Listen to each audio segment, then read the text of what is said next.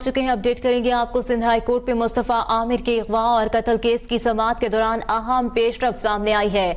अदालत ने पुलिस की रिमांड की दरखास्त पर फैसला महफूज कर लिया है।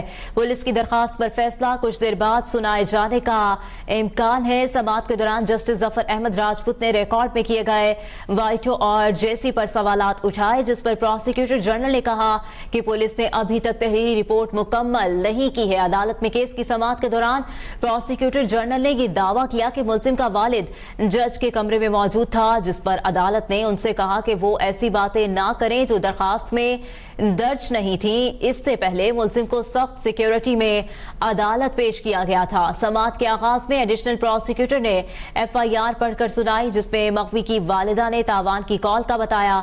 अदालत को बताया गया 8 फरवरी को पुलिस ने डिफेंस के बंगले पर छापा मारा। इस बारे में मजीद जानते हैं जफर सुमरो से। जफर, आगाह कीजिए।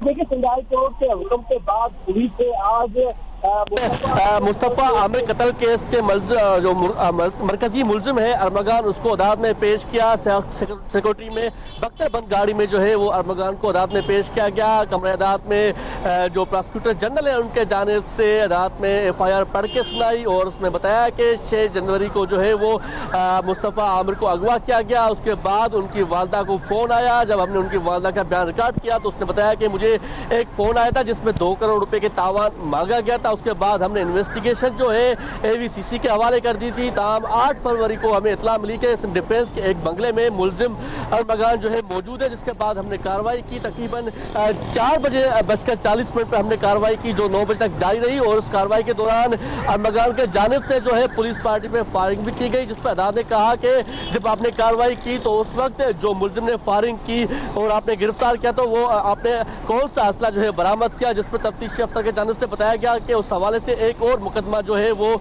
मुलजिम के खिलाफ हमने दर्ज किया है। ताम कमरे अदालत में प्रोसिक्यूटर की जानिब से बताया गया है कि हमने ट्रायल कोर्ट से जो है मुलजिम अरमगान का रिमांड मांगा, मगर हमें वो जिस्मानी रिमांड नहीं दिया गया, जिस पर अदालत ने कहा कि पूरा आर्डर जो है वो टाइप हुआ है, मगर उस पर वाइटो लगाकर JC लिखा गया है, जुडिशियल रिमांड लिखा गया है, जबकि अभी तक उस आर्डर में पुलिस लिखा हुआ है, जिस पर जो है वो जो सरकारी वकील है उनके जानिब से कहा गया कि मैं यकीन के साथ कह सकता हूं कि जिस वक्त ये आर्डर हो रहा था उस वक्त अरमगान के वालिद जो है कमरे अदालत में मौजूद थे, जिस पर अदालत ने कहा कि हम सिर्फ उस पर बात करेंगे जो आपने दरखास्त में प्रेयर रखी है, हम उस पर सिर्फ बात करेंगे। जिसके बाद सरकारी वकील के दलाल मुकम्मल होने के बाद अदालत ने जो है वो जुडिशियल जो मुलजिम अरमगान है उसकी जिस्मानी रिमांड की जो दरखास्त है उस पर फैसला महफूज कर लिया। जबकि जब मुलजिम को गिरफ्तार किया गया था अरमगान को तो उसको सिटी इंस्टादेशक की अदालत में पेश किया गया था। अदालत ने जिस्मानी रिमांड देने की इस्ताब मुस्तरद की थी पुलिस की,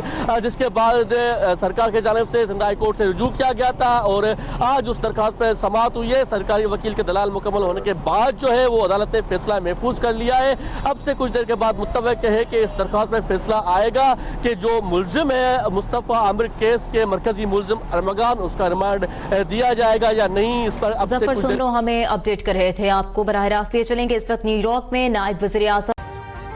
अभी सब्सक्राइब करें ताकि कोई खबर रह न जाए।